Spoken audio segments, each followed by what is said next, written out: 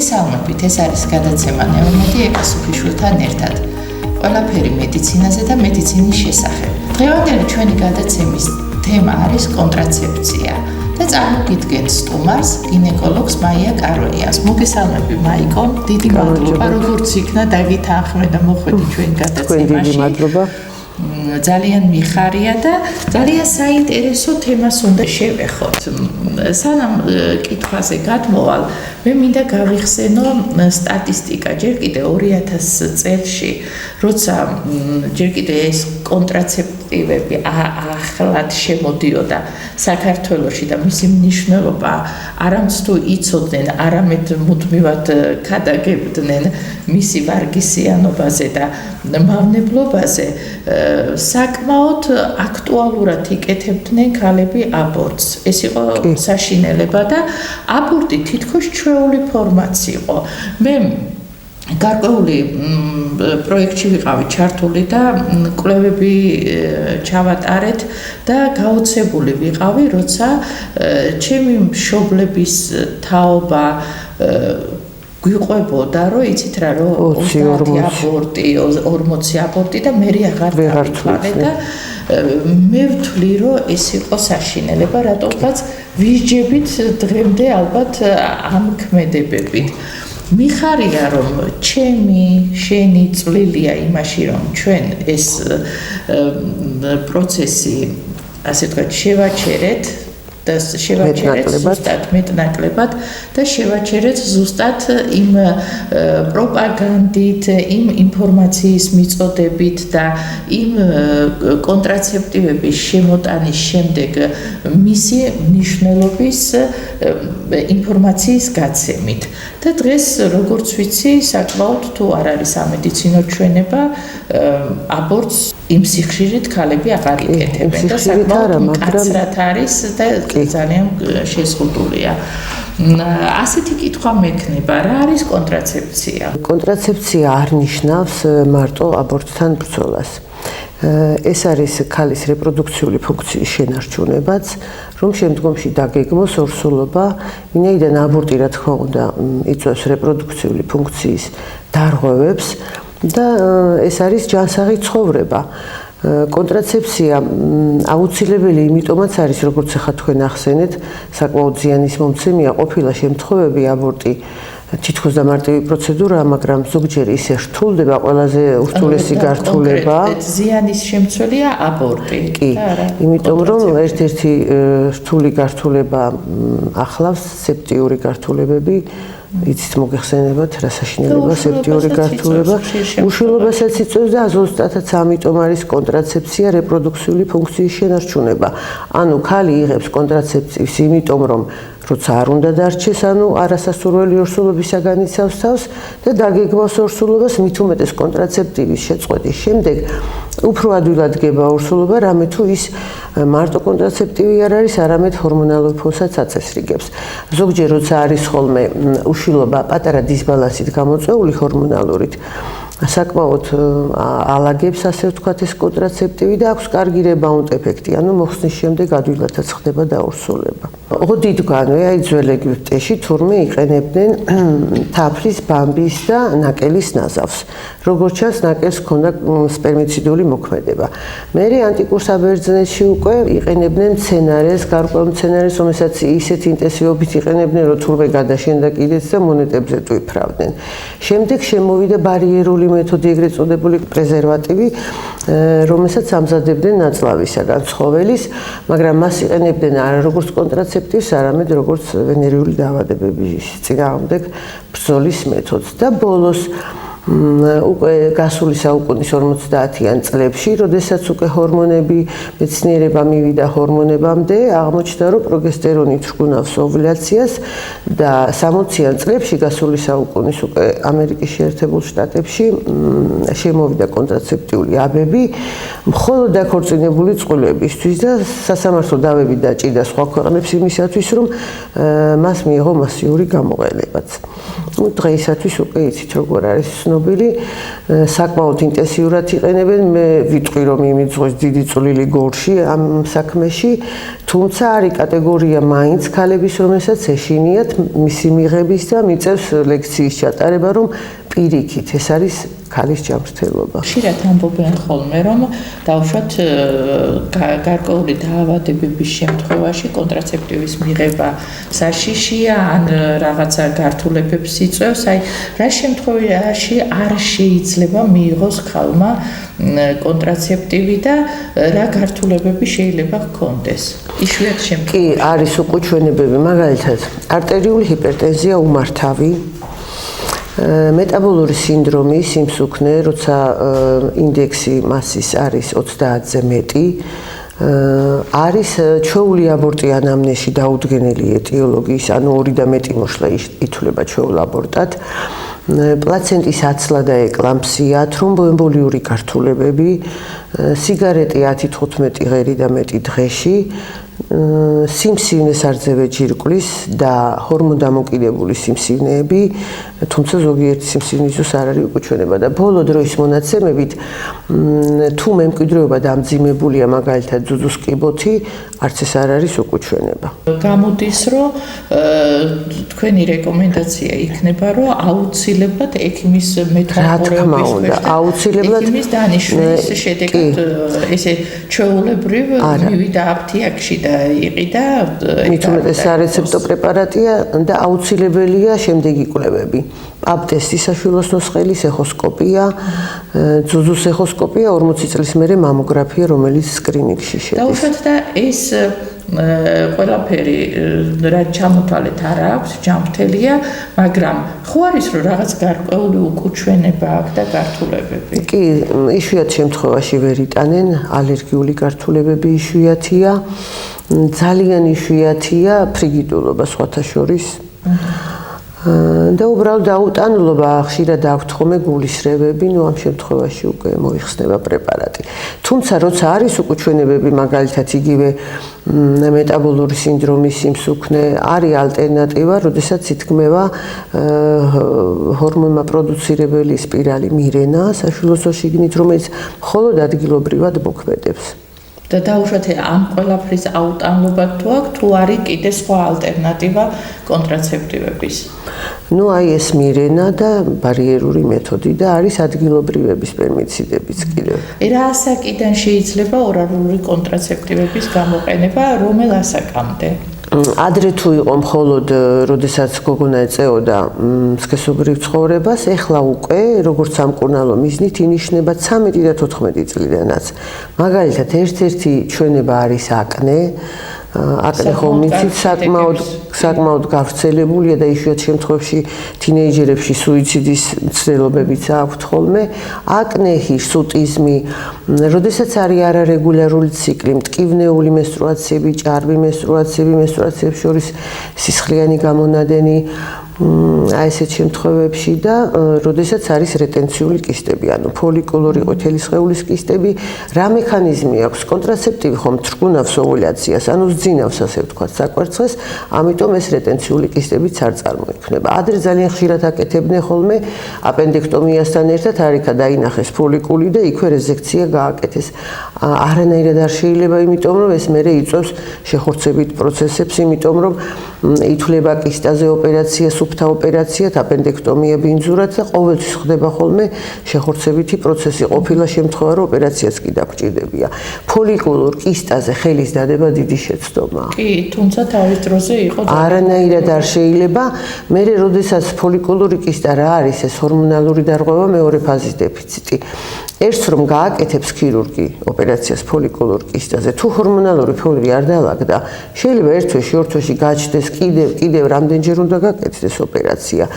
საკვერცხე კიდე იმდენად ნაზი ორგანოა, რომ ზედმეტად ხელისხლებაც არ შეიძლება, იმიტომ რომ რეზექციის მერე ნაწიბური ვითარდება და კიდევ უფრო რთულდება ოვულაცია, იმ სქელი გარსის გამო კიდევ უფრო ჩდება ეს რეტენციული კისტები. აი დაუშვათ ქალი იღებს ამორალურ კონტრაცეპტივებს უწყვეტად.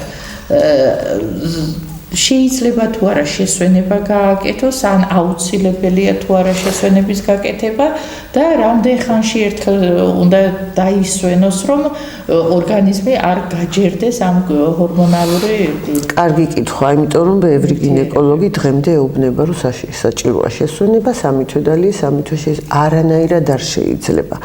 იმიტომ რომ, როდესაც კონტრაცეპტივს იღებს პაციენტი, ამ დროს საკვერცხე ისვენებს, ძინავს, გარედან იღებს იმ დოზას ყოველდღიურს, რაც აუცილებელია და ამიტომაც არის, ასე ვთქვათ, დამლაგებელი ჰორმონალური ფონის, როდესაც წყვეტს პაციენტი და ისვენებს. ასე ვთქვათ, მიძინებულ საკვერცხეს უჭირს მერე ჩადგომა რიტმში და ისევ ჩდება ფოლიკულური კისტა. არანაირი შესვენება კი.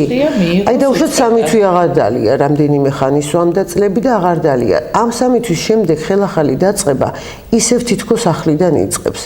და მით უმეტეს ახლიდან დაწყება არის რაღაცა პერიოდი, შეგუების პერიოდი და იგივენაირად იქნება. ამიტომ არანაირი შესვენება თანამედროვე მიდგომებით უბრალოდ წელიწადში ერთხელ საჭიროა ვიზიტი გინეკოლოგთან, ეხოსკოპია საშვილოსნოსი, სარძევი ჯირკვლის, ყელის შემოწმება და წელიწადში ერთხელ კოაგულოგრამაც. ერთი ასეთი კითხვა მაქვს, რომ პირველად რომ იწყებს ქალი ორალური კონტრაცეპტივების მიღებას კონტრაცეფციის მიზნით და არა სამკურნალოდ. პარალელურად თავიდან არის თუ არა საჭიროება იმისთვის, რომ დამატებითი მეთოდები გამოიყენოს, თუ მაშინ მიაქვს ეფექტი? არა, მაშინ მიაქვს ეფექტი, იწყება პირველ 5 დღეში ციკლის დაწყებიდან და უკვე ოვულაცია არ ხდება. თუ ცოტა გვიან დაიწყო, უკვე შეიძლება მოასწროს საკვერცხემ ფოლიკულის მომწიფება და მოხდეს ოვულაცია. და აბორტის შესახებ მინდა სტატისტიკა როგორია ეხლა აბორტების? სადღაც ალბათ 1-5 წლის წინ, 10 წლის წინ იყო, რომ დღეში 1-10 აბორტი მაინც კეთდებოდა. ეხლა შეიძლება კვირაში გაკეთდეს. ეს საქართველოს მასშტაბით თუ? არა, ჩვენი გორის მასშტაბით ვამბობ კი. და კარგია, რომ აი ქალები მივიდნენ იმ დასკვნამდე, რომ თან გამკაცრდა. უყურეთ, როცა მოდის პაციენტი როცა მოდის სამედიცინო ჩვენება თუ არ არის, ფაქტიურად შეუძლებელია აბორტის გაკეთება. თლადასი არ არის, სახელმწიფო ვერ გაწვდა ამ ყველაფერს. 2-3 წელია, რაც კიდევ უფრო გამკაცრდა, როდესაც მოდის პაციენტი 5 დღე ეძლევა მოფიქრების დრო. სოციმუშაკის კონსულტაცია, ფსიქოლოგის კონსულტაცია სხვათა შორის ბევრს გადაუფიქრია, მერე მოსულა მადლობით. კარგი მეთოდია ეს, მაგრამ აი 5 დღის მერე ხდება უკვე მოსვლა მოფიქრების შემდეგ. კიდევ ერთი მინდოდა მეთქვა სამკურნალო მიზნით ენდომეტრიოზი ძალიან მომრავლდა. ეს არის იგივე ხალხში ფიბრომასაც ეძახიან, მაგრამ ენდომეტრიოზი არის უფრო საშვილოსნოს გარეთაც, არის ნაწლავზე, მუცლის კედელზე და ძალიან მომრავლდა და რატო? უყურეთ, ძველად ქალი აჩენდა 6 შვილს, 9 შვილს, 2-3 წელი აწოვებდა, ანუ მენსტრუირებდა ძალიან ცოტას, ხო, ცხოვრების განმავლობაში. ეხლა 1 შვილი, 2 შვილი აღარც აწოვებენ, ამიტომ უფრო ბევრს მენსტრუირებს. ყოველი მენსტრუაციის შემდეგ ეს მენსტრუალური სისხლი გადაისროლება მუცლის ღრუში და იწვევს შეხორცებებს, ენდომეტრიოზს, მტკივნეულ მენსტრუაციებს. ერთ-ერთი ძირითადი ოქროს სტანდარტი, ასე ვთქვათ, ენდომეტრიოზის მკურნალობის არის სწორედ კონტრაცეპტივი, იმიტომ რომ როდესაც კონტრაცეპტივს იღებს, ამის ფონზე მენსტრუაცია არის მენსტრუაციის მსგავსი რეაქცია, ანუ ენდომეტრიუმის უჯრედების გადასროლა აღარ ხდება. თან მტკივნეული მენსტრუაციები აღარ არის, არ არის ჭარბი, ხანგრძლივი, მტკივნეული და ეს არის სხვათა შორის პროფილაქტიკა ენდომეტრიუმის კიბოსი და საკვერცხის კიბოსიც. პრედმენსტრუალური სინდრომის დროსაც რა არის პრედმენსტრუალური სინდრომი? როდესაც მენსტრუაციის წინა პერიოდში ქალს აქვს დეპრესია, შეშუპება თავის ტკივილი, აგრესიულობა, გაძლიერებული მადა, აუტანლობა ზოგჯერ პარტნიორის მიმართ, არაშრომის უნარიანობა, უამრავი კლინიკა აქვს, ხომ? პრედმენსტრუალური სინდრომის დროსაც არის ერთ-ერთი ოქროს სტანდარტი. და როგორ მიხარია ხა ამ ყველაფერს რო ვისმენ, იმიტომ რომ მე კიდე გავიხსენებ აი იმ პერიოდს, როცა ჩვენ ერთად ვიწყებდით სამედიცინო მოღვაწეობას და მიხარია რომ გააგრძელეთ. მე კი სხვა სიტუაციებში გადავერთე, აი მაშინ იყო მართლა საშინელება და მაშინ მახსოვს, როცა პროექტით, რომელიც ითვალისწინებდა ამ კონტრაცეპტივების პოპულარიზაციას შემოვიტანეთ, როგორი ბრძოლა მიდიოდა მის მე მახსოვს სოფია მკურნალი რომ გქონდათ, უფასოდ არიგებდით პრეზერვატივებსაც, კონტრაცეპტივებსაც და რა კარგი. იგივე გინეკოლოგების მხრიდან, იგივე საზოგადოების მხრიდან და აი მიხარია, რომ ქალები მივიდნენ იმ დასკვნამდე, რომ ჯანმრთელობა არის პირველ რიგში და აბორტი ეს არის ყველაზე დიდი დანაშაული, თუ რამე შეიძლება კაცობრიობამ მოიგონოს და გააკეთოს და მიხარია, რომ შეგნებულად მივიდნენ ქალები იქამდე, რომ აბორტი აღარ უნდა გაიკეთონ, თუნდაც თუ გახსოვს სელექციის მიზნით რამდენი აბორტი კეთდებოდა. კი, დღემდე კეთდება სხვათა შორის იშვიათად, მაგრამ მაინც და საწყენია რომ ეხოსკოპისტები სქესის დადგენის მიზნით დიდ ვადებზე უბნებიან და მოდიან მერე და რამდენად შესაძლებელია აი ამ დიდ ვადაზე ეს ხო ვიცი რომ კანონი არეგულირებს და ძალიან 12 კვირამდე არის მაინც დაშვებული არის 12 კვირამდე და ამ დროს შეიძლება ეხოსკოპისტი შეცდეს 12 კვირამდე. მაგრამ არ უნდა ამბობდნენ, რა თქმა უნდა, ცუდი. და ბოლოს ერთ კითხვას დავსვალ, ძუძუს კიბოს შემთხვევაში და მასტოპატიის შემთხვევაში არის თუ არა შესაძლებელი პარალელურად ორალური კონტრაცეპტივების მიღება? ძუძუს კიბო არის უკუჩვენება კატეგორიულად, თუმცა მასტოპათიის დროს, რომელიც საკმაოდ ხშირია, მასტოპათია რა არის? ეს იგივე ჰორმონალური დისბალანსია, ხომ? სიმძიმის შეგრძნება, გაჭექვა სარძევე ჯირკვლის ციკლის მეორე ფაზაში, მენსტრუაციის წინა პერიოდში, ესეც არის მეორე ფაზის დეფიციტის გამო, პირიქით ნაჩვენებია კონტრაცეპტივის მიღება. დღემდე რატომღაც ბევრი მამოლოგი უკრძალავს მასტოპათიის დროს მის მიღებას, მაგრამ არანაირი უკუჩვენება არ არის პირიქით პირადი გამოცდილებიდანაც და კოლეგების გამოცდილებიდანაც ვიცი რომ კონტრაცეპტივი პირიქით ალაგებს მასტოპათიას და წონის კორექციასაც იწვევს სხვათა შორის რომ ამბობენ რომ გავსუქდები სისულელია ძალიან საინტერესოა ძალიან ხშირად გამიგეს უყურეთ რატო ხდება შეიძლება ზოგ პაციენტში ცოტა მადას მატებს მაგრამ ხომ გინახიათ მჭამელი და გამხდარი და უჭმელი და მსუქანი როგორც წესი ყველა უჭმელი ამბობს რომ საერთოდ არ ჭამს მაგრამ ერთხელ ჭამს და ერთ ტონის პურს ჭამს მხოლოდ შეიძლება ზოგ შემთხვევაში მადა მოუმატოს პირიქით მყავდა პაციენტი რომელმაც ორ თვეში 7 კილო მოიმატა ამ წონის მომატების ფონზე რა თქმა უნდა კიდევ უფრო ირღვევა ჰორმონები დაეწყო ამენორია მენსტრუაცია აღარ მოსდიოდა ერთადერთი რამაც დაულაგა იყო კონტრაცეპტივი და ერთ თვეში დაიბრუნა ისევ თავისი წონა ანუ პირიქით წონის კორექციასაც კი იწვევს ძალიან კარგი, ძალიან მიხარია, ზოგადად ეს წონა ისეთი სენსიტიური თემაა ყველასთვის და საკმაოდ საინტერესო ინფორმაცია მივაწოდეთ ჩვენ ქალბატონებს, ბევრ რაღაცას გაითვალისწინებენ, ბევრი რაღაცები არის შეცვლილი, შეხედულებები მთელი ამ 25 წლის განმავლობაში და კიდევ უფრო მეტი რაც აქტუალურად მოიყვანეს საქართველოში კონტრაცეპტივებს და დიდი მადლობა ამ ინფორმაციისთვის. თქვენ მადლობა და მოხარული ვარ თუ რაღაცა ინფორმაციის მიცემი იქნება ჩვენი ქალებისთვის.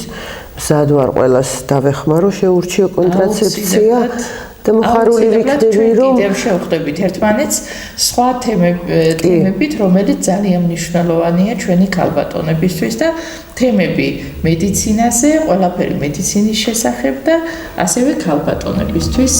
მე კიდევ მადლობა თქვენ. შეგახსენებთ რომ ჩვენი გადაცემის სტუმარი იყო გინეკოლოგი მაია კაროიანი, მე ეკა სუფიშვილი ვარ გადაცემით ნეომედი ვიყურეთ ყოველ შაბათს საღამოს 7 საათზე ნეო TV-ზე.